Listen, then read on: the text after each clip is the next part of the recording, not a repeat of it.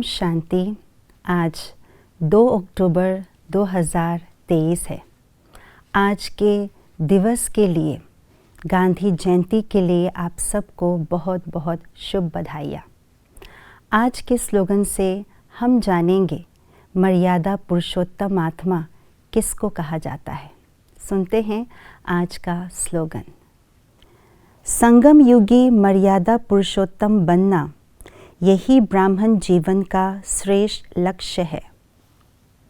देवताओं की महिमा में से एक विशेष महिमा है मर्यादा पुरुषोत्तम।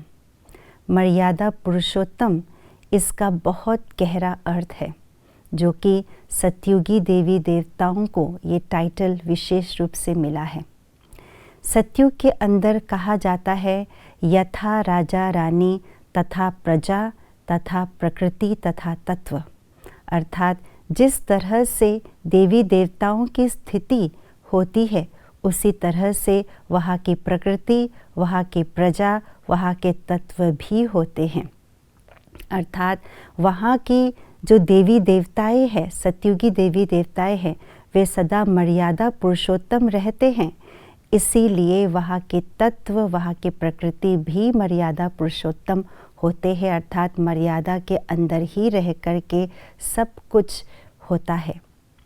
दुनिया में, कलयुगी दुनिया में तो कहते हैं कि इस दुनिया के अंदर, इस सृष्टि के अंदर पत्ता पत्ता जो है भगवान के आज्ञा अनुसार हिलता है।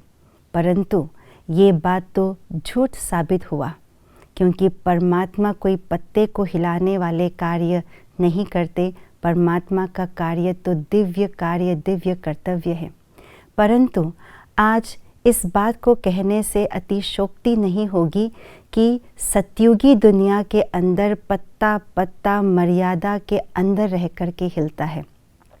तो ये कौन सी मर्यादा की बात है? दुनिया के अंदर बहुत से ऐसे मर्यादाएं बनी हुई है, परंतु उन मर्यादाओं के अंदर रहने से क्या इंसान पुरुषोत्तम, मर्यादा पुरुषोत्तम बन जाते हैं? नहीं। वास्तव में मर्यादा है ईश्वरीय मर्यादाएं।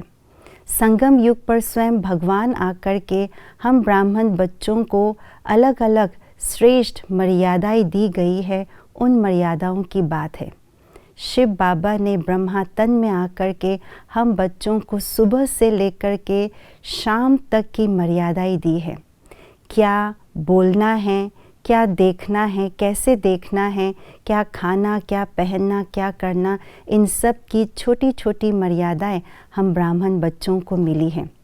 और इन मर्यादाओं के अंदर रहना ये हमारा लक्ष्य ही है, क्योंकि मर्यादाएं ही हमारे रक्षा कवच है, हमारा लक्ष्य है। यहाँ तक कि बाबा ने क्या सोचना है, कैसे सोचना है, यहाँ तक की मर्यादा है। तो इसी मर्यादा की लकीर, इसी लक्ष्य की लकीर की जो दृष्टांत है वो शास्त्रों में भी दिखाया है, और वो है लक्ष्मण रेखा। जो इस लक्ष्मण रेखा, माना लक्ष्य की प्राप्ति के लिए रेखा के अंदर रहना, मर्यादा के रेखा के अंदर रहना ही हमारा श्रेष्ठ लक्ष्य ही है। तो जो इस लकीर के बाहर जाते हैं वे फ़कीर बन जाते हैं, और जो लक्ष्य को हमारे समक्ष रख कर के मर्यादा का पालन करते हैं वो मर्यादा पुरुषोत्तम बन जाता है। तो यही हमारा लक्ष्य है, सदा मर्यादा के अंदर रहे और मर्यादा पुरुषोत्तम बने। ओम शांति।